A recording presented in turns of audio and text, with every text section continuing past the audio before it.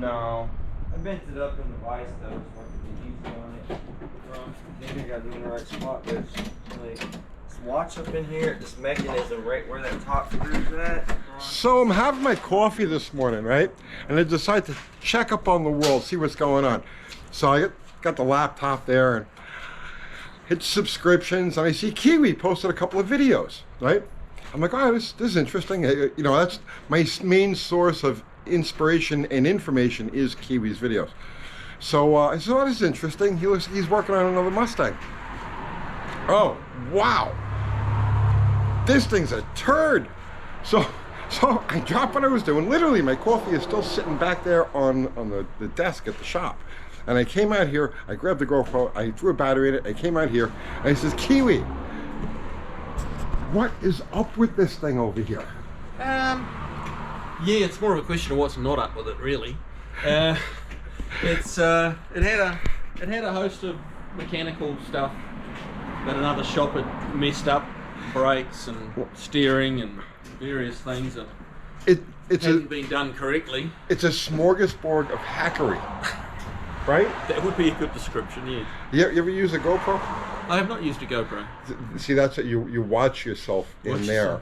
It's Tiny weird, picture, right? Yeah. I know. With our eyes, we're supposed to be able to see that. Right? Well, that's why I wear the glasses when I do this stuff. You got glasses? Oh, look. Okay, there you go. Right there, yeah. All right. So, Kiwi, this car. Yep. So why? Okay, first tell me why it's always a really pretty early Mustang that this stuff. Because look at this.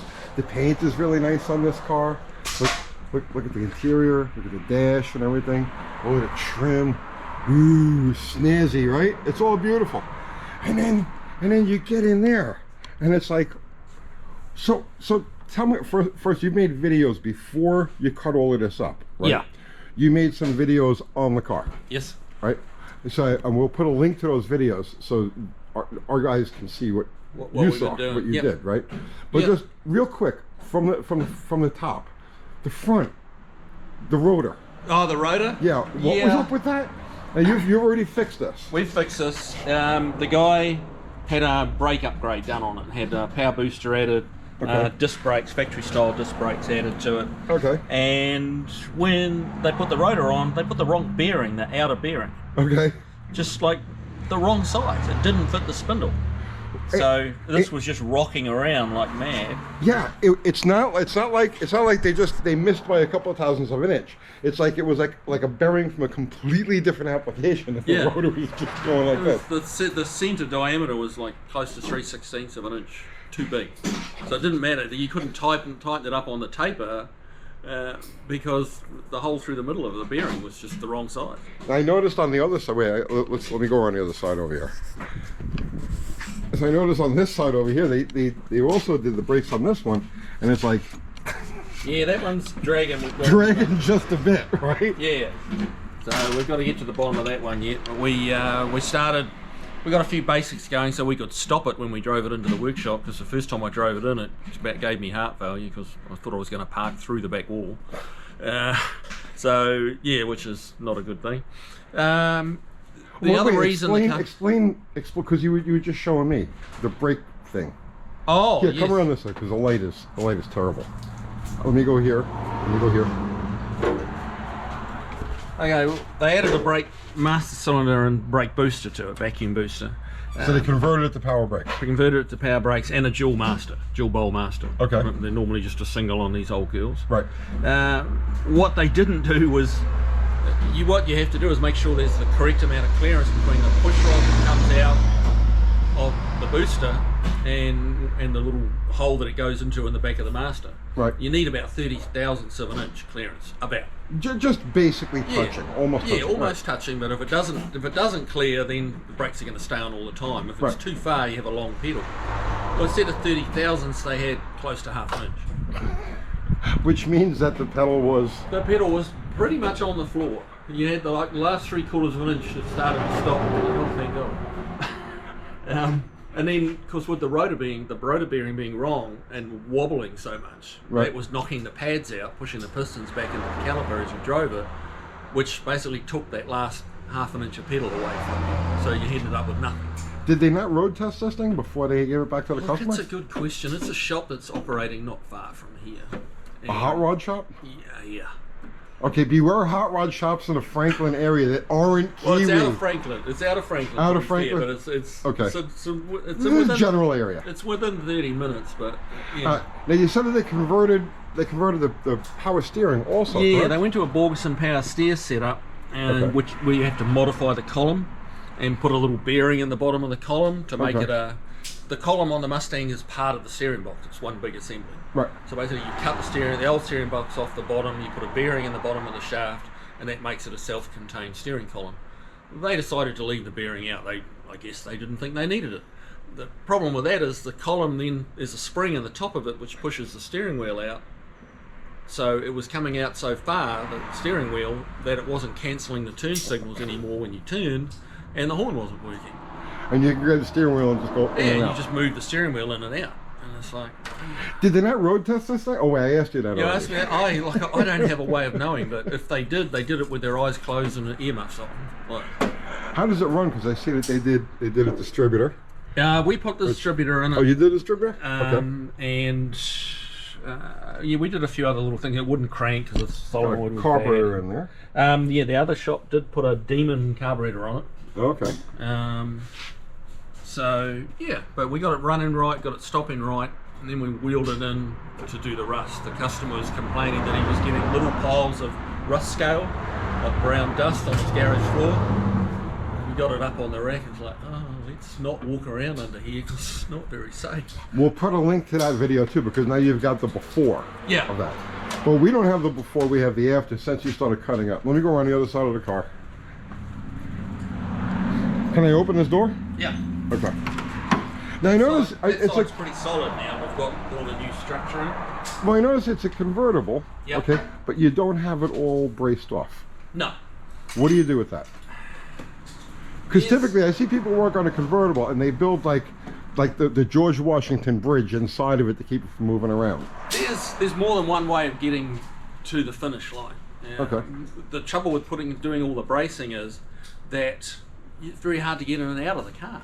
Like, I Okay. mean, I've spent a lot of time stood in here, sat on here, you know, like Sure. cutting and grinding, and it's hard when you've got to climb up through the kiddies' jungle gym to get in the car. It's a pain, and the question was, where do you? Basically, the middle of the car was pretty much gone. I see that. I You know, mean, the top this- of the tunnel here is okay. From here to here, both sides was just gone. So basically you work with the doors closed. Yeah, we what I do is I put it up on 4 stands. We use a couple of porta powers and a couple of jacks as well. Leave the doors on deliberately because that's our guideline. If the doors are open and closing, the gaps are staying the same, then you're in the right place. Okay. And as you cut stuff out, the car moves, right? And the door will not fit anymore. So you jack it where you need to jack it, and you bring it back to where it wants to be before you start welding. Well, I mean, that actually makes a lot of sense to me. It's Let the car move around and then put the car back where it wants to be instead of just trying to hold it rigid, which may not have been in perfect alignment to begin with. exactly. And it'd be great if I had a big chassis table, you know, like a 8-foot, but 18-foot chassis table with dead flat steel that you could mount the body on and then do all the repairs and cut the body off it. But that's not where this car's at. See, that's one of the things I like about the way he works. Okay, so he does top level work. He does show quality work, but he does it in a way that like average guy working at the house can duplicate. You know, you don't need a chassis table. You don't need anything crazy. You need common sense. You know, you need to be slow and methodical and use common sense and just know here, you got to jack the car here a little bit, jack the car there a little bit. Leaving the doors on and using the doors as a guide is a perfect example of like a workaround. You know, you don't have to go crazy. You can do this stuff at your house if you really want to. Yeah, you could. I mean, one of the reasons we don't have a big chassis table is we don't have a big shop. Right. But, you know, like This where is we a gonna put it? closet. I mean, literally, if you guys, everything always looks bigger on camera, right? But this is like, it's an oversized 2-car garage. So yeah, but we're getting there. That side's pretty much done and tied together. We've got new torque boxes in the front, new torque boxes in the rear.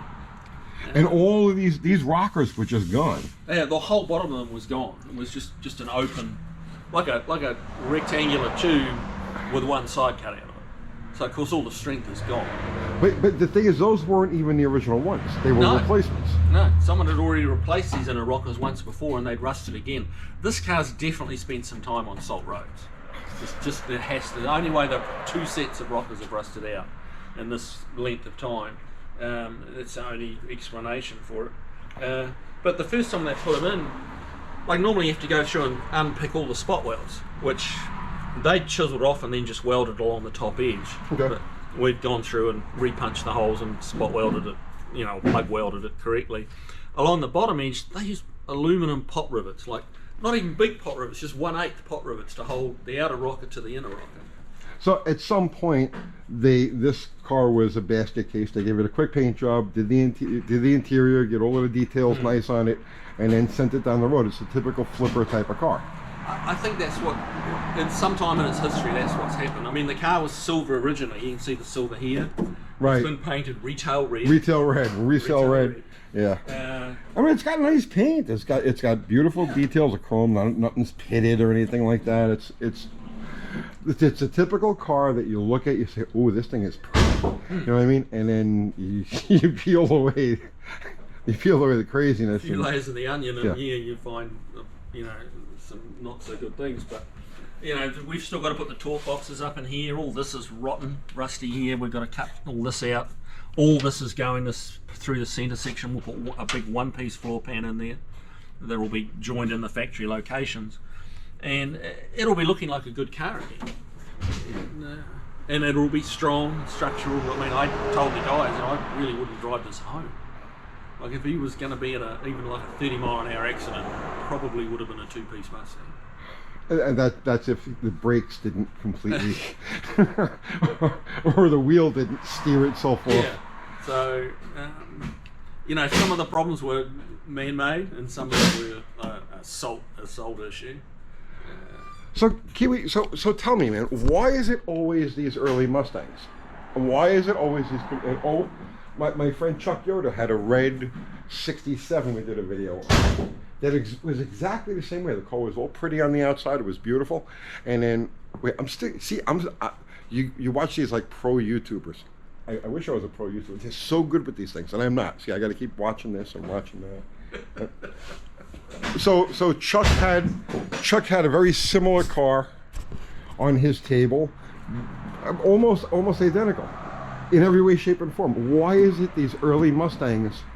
Red early Mustangs always seem to be. I don't really have a good answer for you on that one. But I'm not imagining this, right? The convertibles were problematic because they leaked. Yeah. Off the showroom floor, they leaked water. So water would get in, sit in the carpets, and they'd rust away.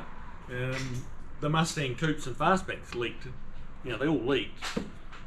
And so did Camaros, and so did Impalas and Novas, and this Nova here. So you're right there. That's a nice car. It is a nice car, but again, it's a nice car now. What was wrong with it? It had the typical issues. It had rust issues. Okay. The thing is, whether it's a Ford or a Chevy or a Mopar, they're made of steel rust. Right. These cars are 50, 60, 70 years old. They get driven in the rain, back when they were 5 years old and not right. worth much. People didn't care. The rust starts then, and over the next half of a century, it just keeps creeping along. It is a nice car. That is a nice car. It's just back in for a little bit of work on. What's it in here for now? The door handles weren't locking properly. What else? We had to put a little piece of trim on the trunk that we had with chrome. Just a very small punch list. But it's a cool car. That's a sweet car. All right. But we put quarters on that. All right. So this Mustang now is in good hands. Yeah. And you got to let me know before you start cutting these things up, because I really wanted to show, but I don't have to because you've already done it. Yeah, we got a video that I'll probably post tonight or tomorrow, showing a lot of the material we cut out, just how rusty it was. Look how bad I am with this. See, I'm still trying. I'm trying to be like Kathy. You see how good Kathy is, which is, And like every time I turn around, like either you're not in the picture, or I'm not in the picture, or the car's not in the picture. I'm bad at this. You need Right? your chief cinematographer. Yeah, and then look, the light, and we're being blinded by it's crazy. I'm sorry for the quality, guys. It is what it is. So, Yeah, well, during the rest of this week, we'll get the floors in it and start putting it back what's together. the- It'll be a complete car we again. have to stand together. You're in my personal space here, Tony. Come on. Am I really? Oh, yeah. Well, you see, you can't tell because when you look in the camera, it all looks. All right. So that's it, guys. Kiwi's custom class. Keep an eye out, and there'll be more videos of this car as we get it through to the finish line. And what the hell are you going, Tony? Yeah, this car. You just trying to find my bald spot? I can show you. I don't want to show you mine. It's under there. So, all right. That's it, guys. Sub to Kiwi's channel and beware red Mustangs with pretty paint and repair speed shops, muscle car places in the Franklin, Tennessee area that are not him. Yeah? Yeah. All right. See you tomorrow. See you guys.